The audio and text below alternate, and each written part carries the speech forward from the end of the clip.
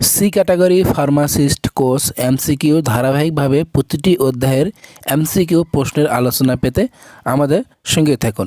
আসসালামু আলাইকুম viewers, welcome to my channel BD pharmacy course. BD pharmacy course চ্যানেলের পক্ষ থেকে আপনাদের সকলকে স্বাগতম। আশা করি আপনারা অনেক ভালো আছেন, আমিও আপনাদের দয়া আল্লাহর মতো অনেক ভালো আছি।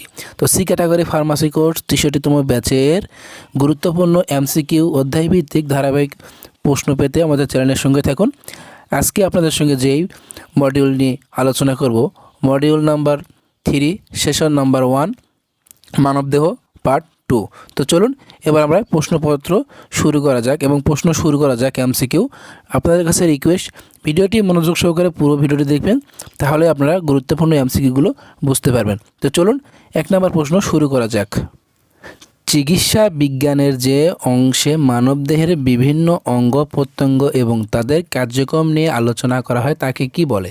1 নম্বর প্রশ্ন, চিকিৎসা বিজ্ঞানের যে অংশে মানবদেহের বিভিন্ন অঙ্গ প্রত্যঙ্গ এবং তাদের কার্যক্রম নিয়ে আলোচনা করা হয় তাকে কি বলে? আমি অপশন বলবো না, জাস্ট প্রশ্ন বলবো এবং উত্তর বলবো। উত্তর হচ্ছে ক, শরীরবিদ্যা। উত্তর হচ্ছে ক, শরীরবিদ্যা। 2 নম্বর প্রশ্ন, দেহ গঠনের এবং কার্যকারিতার একককে কি বলে? দেহ গঠনের এবং কার্যকারিতার একককে কি বলা হয়?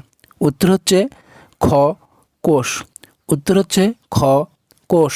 3 নম্বর প্রশ্ন, কয়টি তন্ত্র নিয়ে মানবদেহ গঠিত? কয়টি তন্ত্র নিয়ে মানবদেহ গঠিত? প্রশ্নটি অনেক গুরুত্বপূর্ণ। উত্তরটি হচ্ছে গ, 9টি। উত্তরটি হচ্ছে গ, 9টি। 4 নম্বর প্রশ্ন অনেক গুরুত্বপূর্ণ। অক্সিজেন নিম্নোক্ত কোন তন্ত্রের মাধ্যমে সঞ্চালিত হয়? অক্সিজেন নিম্নোক্ত কোন তন্ত্রের মাধ্যমে সঞ্চালিত হয়? উত্তরটি হচ্ছে গ, রক্ত সংবহন তন্ত্র। উত্তরটি হচ্ছে গ, রক্ত সংবহন তন্ত্র। 5 নম্বর প্রশ্ন, শরীরের রোগ প্রতিরোধ করার কোন রক্তকণিকার কাজ? 5 নম্বর প্রশ্ন, শরীরের রোগ প্রতিরোধ করা কোন রক্তকণিকার কাজ? উত্তরটি হবে ক, শ্বেত রক্তকণিকা। উত্তরটি হবে ক, শ্বেত রক্তকণিকা। 6 নম্বর প্রশ্ন, অনুচক্রিকা আয়ুকাল কত? অনুচক্রিকার আয়ুকাল কত? উত্তরটি হবে খ, 8 থেকে 10 দিন। উত্তরটি হবে খ, 8 থেকে 10 দিন। 7 নম্বর প্রশ্ন, রক্ত জমাট বাঁধতে সাহায্য করে। রক্ত জমাট বাঁধতে সাহায্য করে। উত্তরটি হবে ক, অনুচক্রিকা। উত্তরটি হবে ক, অনুচক্রিকা।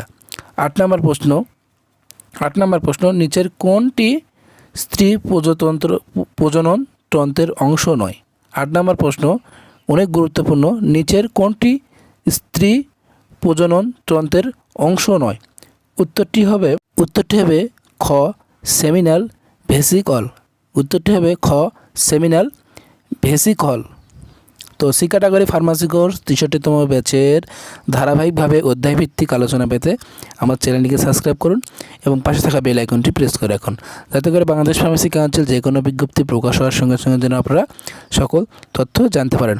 আর সি ক্যাটাগরি ফার্মাসি কোর্স 63তম ব্যাচের গুরুত্বপূর্ণ যে অধ্যায়ভিত্তিক এমসিকিউগুলো রয়েছে, এই সকল এমসিকিউ ধারাবাহিকভাবে পেতে আমাদের চ্যানেলের সঙ্গে থাকুন। আশা করি আপনারা খুব সহজেই সি ক্যাটাগরি ফার্মাসি কোর্স 63তম ব্যাচে পাস করতে পারবেন। তো চলুন এবার আমরা পরবর্তী যে প্রশ্নটি আছে 9 নম্বর প্রশ্নটি 9 নম্বর প্রশ্ন নিয়ে আমরা আলোচনা করব। যে প্রক্রিয়ায় বিপাকের ফলে তৈরি ক্ষতিকর বজ্র পদার্থ দেহ থেকে বের হয়ে যায় তাকে কি বলে? যে প্রক্রিয়ায় বিপাকের ফলে তৈরি ক্ষতিকর বজ্র পদার্থ দেহ থেকে বের হয়ে যায় তাকে কি বলে? উত্তরটি হচ্ছে ক, রেচন। উত্তরটি হচ্ছে ক, রেচন। 10 নম্বর প্রশ্ন, জন্মের সময় নবজাতকের শরীরে কয়টি হাড় থাকে? 10 নম্বর প্রশ্ন, জন্মের সময় নবজাতকের শরীরে কয়টি হাড় থাকে? উত্তরটি হবে ক, 300টি। উত্তরটি হবে ক, 300টি। 11 নম্বর প্রশ্ন, নিচের কোনটি শ্বসনতন্ত্রের অংশ নয়? 11 নম্বর প্রশ্ন অনেক গুরুত্বপূর্ণ। নিচের কোনটি শ্বসনতন্ত্রের অংশ নয়? উত্তরটি হবে ক, অগ্নাশয়। উত্তরটি হবে ক, অগ্নাশয়। 12 নম্বর প্রশ্ন, একটি কোষ কী কী অংশ নিয়ে গঠিত? একটি কোষ কী কী অংশ নিয়ে গঠিত? উত্তরটি হবে ঘ সবগুলো। উত্তরটি হবে ঘ সবগুলো। সি ক্যাটাগরি ফার্মাসি কোর্স অধ্যায়ভিত্তিক আলোচনা পেতে আমাদের চ্যানেলের সঙ্গে থাকুন। এবং পরবর্তী প্রশ্ন হচ্ছে 13 নম্বর প্রশ্ন। 13 নম্বর প্রশ্ন হচ্ছে রক্ত এক ধরনের উত্তর হবে তরল যোজক কলা। উত্তর হবে তরল যোজক কলা। তো এখানে আমি আপনাদের কাছে অনেক দুঃখিত, কারণ এখানে টাইপিং করতে অপশনের জায়গায় হয়তো অন্য প্রশ্নের অপশনটি এখানে চলে এসেছে, সেজন্য আমি দুঃখিত প্রকাশ করতেছি। 13 নম্বর প্রশ্ন আপনাদের কাছে ক্ষমাপ্রার্থী। 13 নম্বর প্রশ্ন হচ্ছে রক্ত এক ধরনের, এটার উত্তর হবে তরল যোজক কলা। এখানে যিনি টাইপিং করছে হয়তো এখানে একটু অপশনটি টাইপিং করতে একটু ভুল হয়ে গেছে, সেজন্য আপনাদের কাছে আমি ক্ষমাপ্রার্থী। 14 নম্বর প্রশ্ন হচ্ছে কোন তন্ত্রের মাধ্যমে জটিল খাদ্যদ্রব্য ভেঙে দেহর গ্রহণ উপযোগী উপাদান পরিণত করে? কোন তন্ত্রের মাধ্যমে জটিল খাদ্যদ্রব্য ভেঙে দেহর গ্রহণ উপযোগী উপাদানে পরিণত করে? উত্তরটি হচ্ছে ঘ পরিপাকতন্ত্র।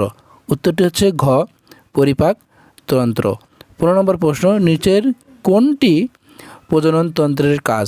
নিচের কোনটি প্রজনন তন্ত্রের কাজ? উত্তরটি হচ্ছে গ ক ও খ।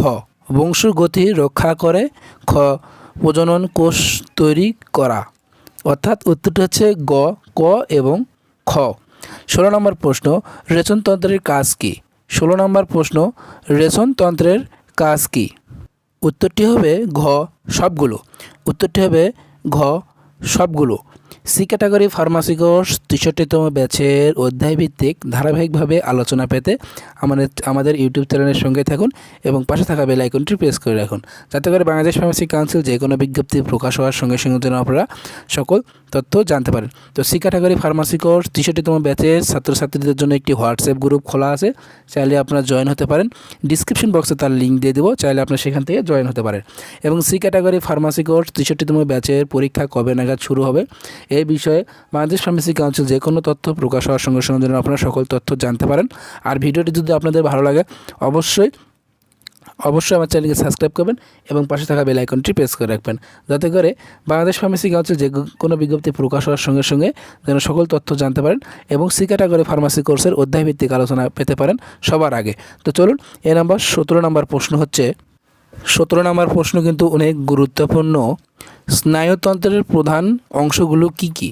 স্নায়ুতন্ত্রের প্রধান গুরুত্বপূর্ণ অংশ কি কি? উত্তর হবে ঘ সবগুলো। উত্তর হবে ঘ সবগুলো। তো সবাই ভালো থাকবেন। সি ক্যাটাগরি ফার্মাসি কোর্স 63তম ব্যাচে যে অধ্যায়ভিত্তিক আলোচনা মডিউল নাম্বার 3 সেশন নাম্বার 1 মানবদেহ পার্ট 2 আজকে এই পর্যন্তই। আজকে এই অধ্যায়ের শেষ। পরবর্তী যে অধ্যায়টি আলোচনা করা হবে সেই অধ্যায়টি হচ্ছে মডিউল নাম্বার 3 সেশন নাম্বার 2 অণুজীব বিজ্ঞান। তো এই অধ্যায়ের গুরুত্বপূর্ণ এমসিকিউ পেতে আমাদের চ্যানেলের সঙ্গে থাকবেন। তো সবাই ভালো থাকবেন, সুস্থ থাকবেন। খোদা হাফেজ, ধন্যবাদ।